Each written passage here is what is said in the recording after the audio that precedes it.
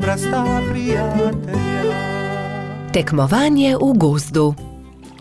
Bibi, Pika, Rozi in Baltazar so posedali ob obali jezera in metali kamne v vodo. Bibi je večkrat zadel plavajoča debla, drugi pa so ploskali od veselja. Pridite hitro na travnik, začenja se pomladni atletski dan, je pritekel z novico Gašper. Na travniku so se že zbrali drugi. Žuželke so se oblekle v telovadne obleke in začela se je prva tekmovalna točka, tek. Vsakdo je tekel, kolikor so ga držale noge. Treba je bilo preteči 3 kroge okoli travnika. Ne velja, Edi je goljufal, sekal je ovinke, je vzkliknila kobilica Skokica. Goljufati se ne sme, je strogo rekel Alfons. Še enkrat od začetka bomo tekmovali, vendar nihče naj ne goljufa. Gašper je tekel najhitreje, naslednja je bila Skokica. Kot tretji pa je v cilj prišel Baltazar. Bibi je prispel zadnji. Baltazar in Edi sta šepetala za njegovim hrbtom. Počasen polž. Ne obrekuj, to je zelo grdo, je jezno rekla Pika.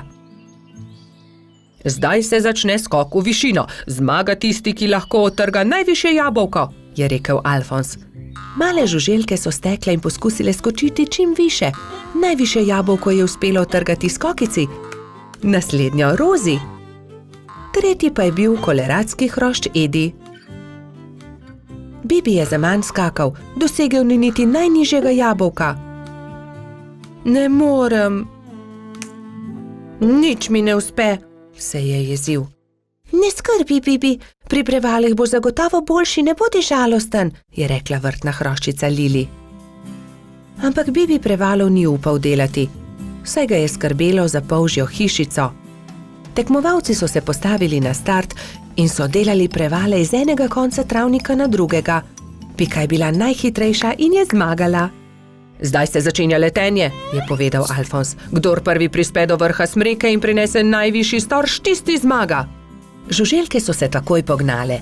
Rozi, Baltazar, Pika in Zefira so tekmovali za storž. Rozi je bila najhitrejša, ona je prispela prva na vrh smreke. Ja, seveda, tudi leteti ne znam, je tarnal polž. Ne jezi se, Bibi, saj prihaja tekmovanje s kolebnico. Kdor naredi največ skokov v 1 minuti, ta zmaga.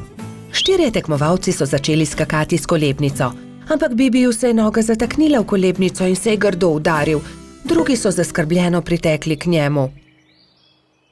Jaz ne tekmujem več. Meni nič ne uspe, grem domov, je grenko rekel in odšel. Moramo si nekaj izmisliti, nekako moramo razveseliti Bibija, je rekla Pika.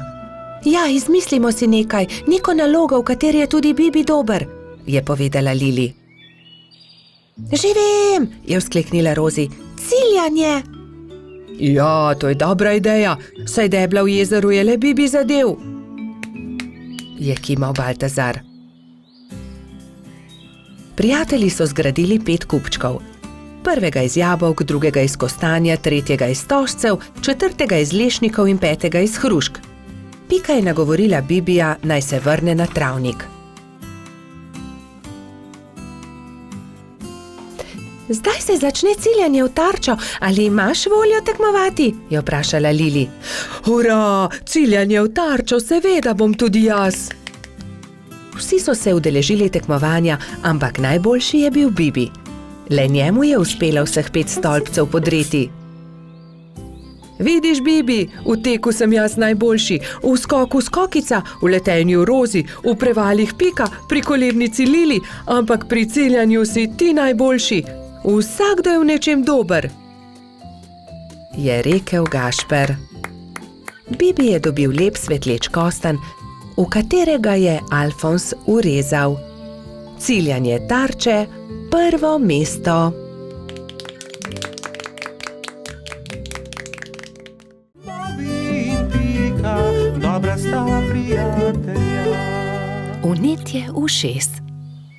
Na jesensko popoldne je pikapolonica Pika veselo vstopila v Bobijevo hiško.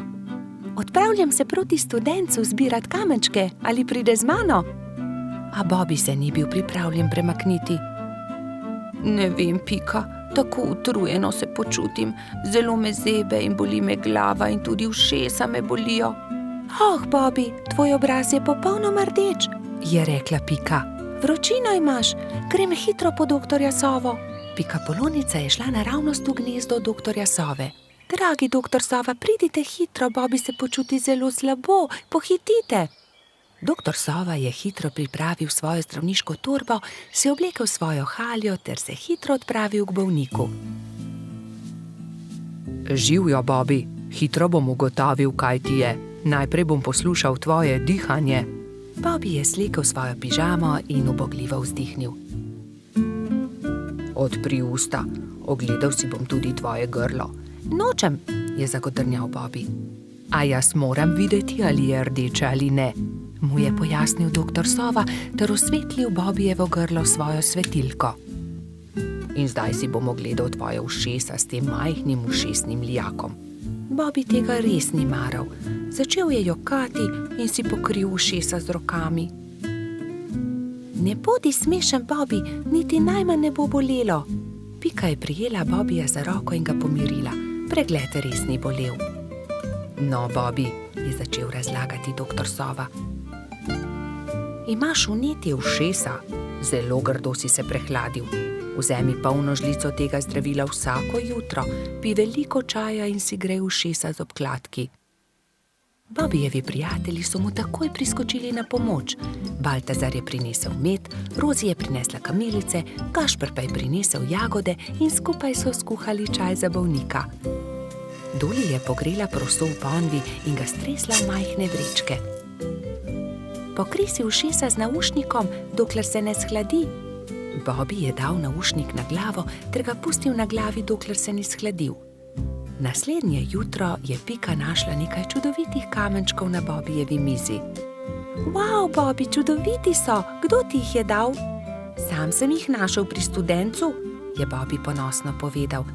Sam si jih našel? Je Pika jezno vprašala. To ni bila najbolj pametna zamisel. Nisi še popolnoma zdrav. Zdaj se ti bo poslabšalo. Žal je imela Pika prav. Bobby je do večera spet dobil visoko vročino. Bobbyjevi prijatelji so ga prišli obiskat vsak dan, mu brali zgodbice in se igrali z lutkami. A medtem, ko se je Bobby počutil z vsakim dnem bolje, se je Pika slabše in slabše. Nalezla se je bolezni. Tokrat je Bobby skrbel zanjo. Kuhal je čaj in grel proso za naušnike. Doktor Sova je obiskal tudi Piko. O ne, očitno imamo novo bolnico. Nalezla si se od Bobbyja. Povedal je Piki, kaj mora storiti, da bo ozdravila. Nato pa je spet pregledal Bobbyja. Zdaj si povsem zdrav, a za vsak primer te bom še enkrat pregledal. Vse je v redu, popolnoma si okreval ti mali polž. Minilo je nekaj dni. Pika je pridno jemala zdravila, pila veliko čaja, veliko počivala in kmalu se je počutila bolje. Doktor Sova je spet prišel na obisk in z veseljem opazil, da je bila tudi Pika zdrava. Zdaj gremo lahko končno vsi k studencu zbirat kamenčke. Bobby je kar skakal od navdušenja.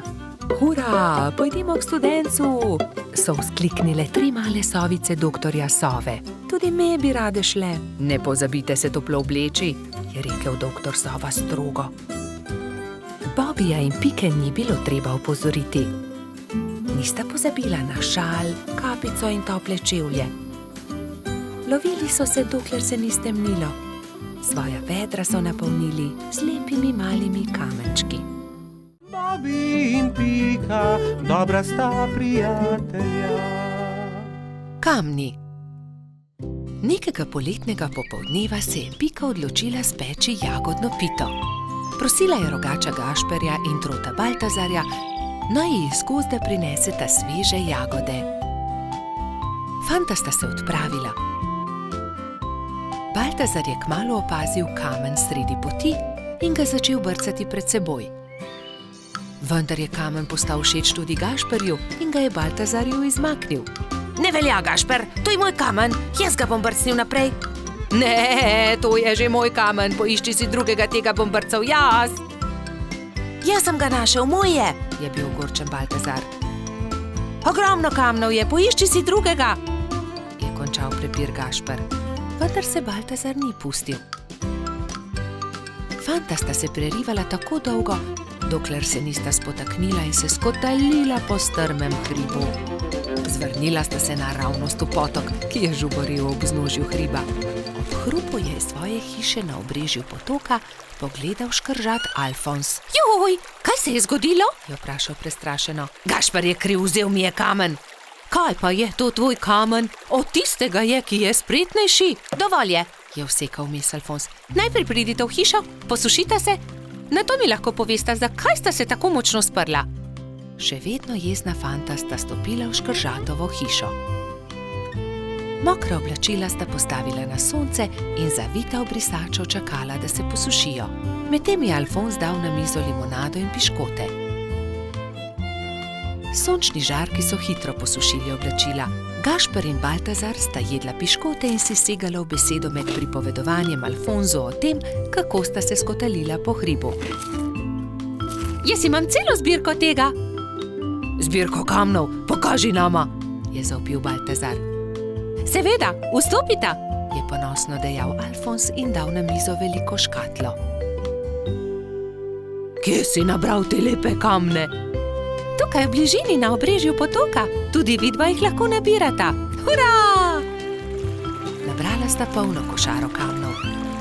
Dolgo sta izbirala, zbirala in začelo se je temniti. Rogač in Trud sta se poslovila od škržata in se odpravila navzgor po hribu. Kmalu sta šla mimo Pikine hiše. Pikapolonica je jezno zavpila skozi okno svoje pikčaste hiše. Kje pa so jagode? Joj, jagode, pozabila sva na jagode. Poglej, Pika, kako lepe kamne sva nabrala z Alfonzom. Kaj naj naredim z njimi? Naj spečem pito iz kamnov? Prosila sem za jagode.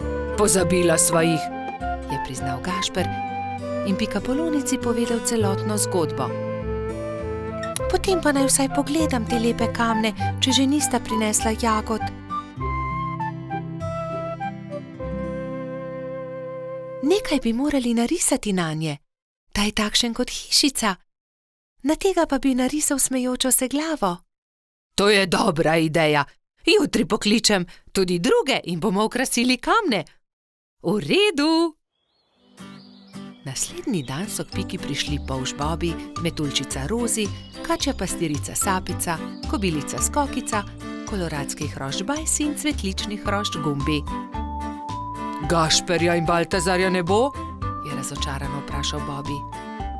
Seveda, tukaj sva. Sta zavpila Rogač in Trod ter Piki ponosno predala košaro z jagodami.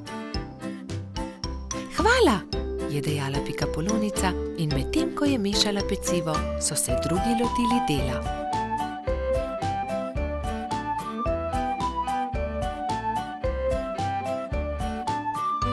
Ko so končali, so povabili Alfonza, naj pogleda razstavo. O, čudovito! Jutri bom prinesel tudi svoje kamne in jih bomo poslikali, je veselo dejal škrat. Medtem se je spekla jagodna pita, vsi so sedli k mizi in pojedli vse do zadnje drobtinice. Bobi in Pika, dobra sta prijatelja. Morska dogodivščina. Na poletni dan sta polž Bobi in Pikapolonica Pika našla čudovito pisano knjigo z zgodbicami. V njej so bile slike morja, ena bolj lepa od druge. Videla sta raznobarvne ribe, rake in školjke. In v njej je bila tudi neka čudna žival, ki je Bobi še nikoli ni videl. Imenuje se hobotnica, a tudi jaz še nisem videla resnične. Zakaj ne greva do morja? Je vprašal Bobi z navdušenim glasom. Daj no, Bobi, saj ne veva, kje je morje. Pridi z mano, vprašajva sovo, ona ve vse.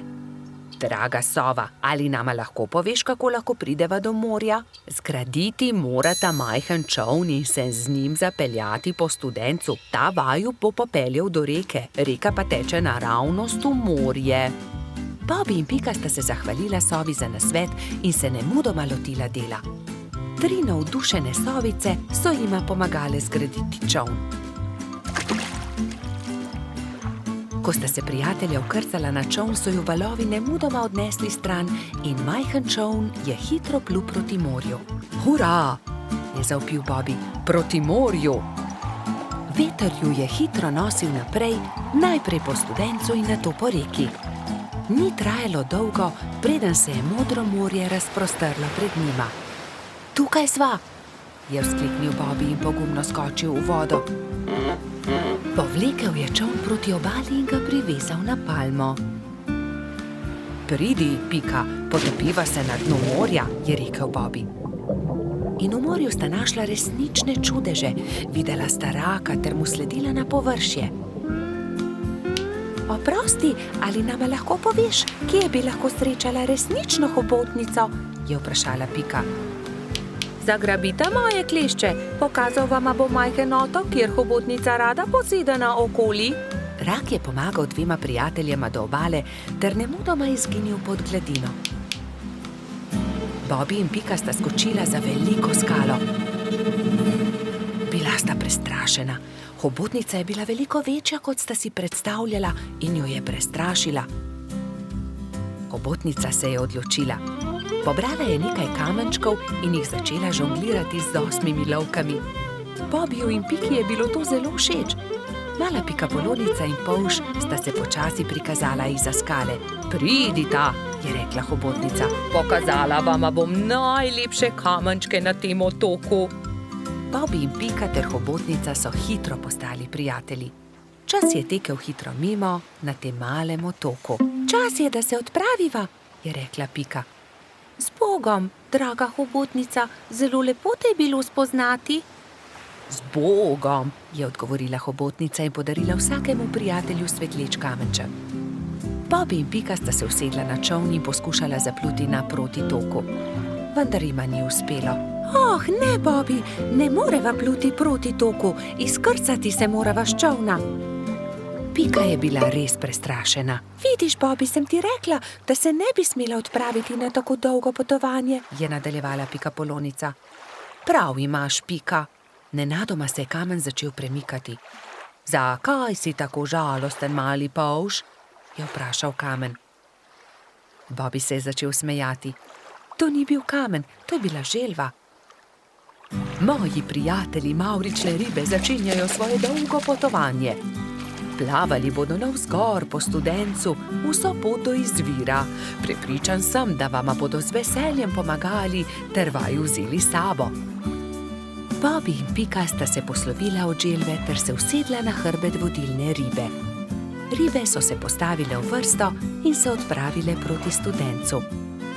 Ko je nastopil večer, so ribe že dosegle jaso, kjer je stala pikapoloničina pikčasta hiška.